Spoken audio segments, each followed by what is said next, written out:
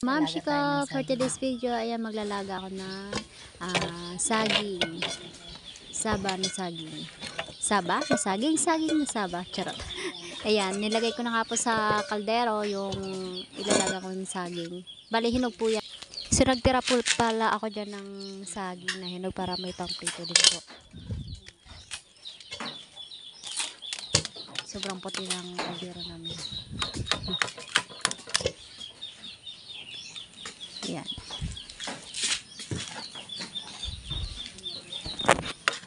Ito na yung aking lutuin. Yan, hinanda ko na din pala yung kalan. Kalan daw. Ito, nilagay ko na. At hihintayin na lang po natin na maluto ang saging na saba.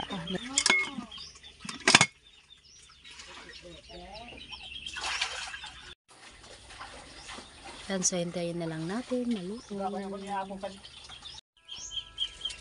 So, ayan mga beshi, mga magsikolato na mata. Ayan.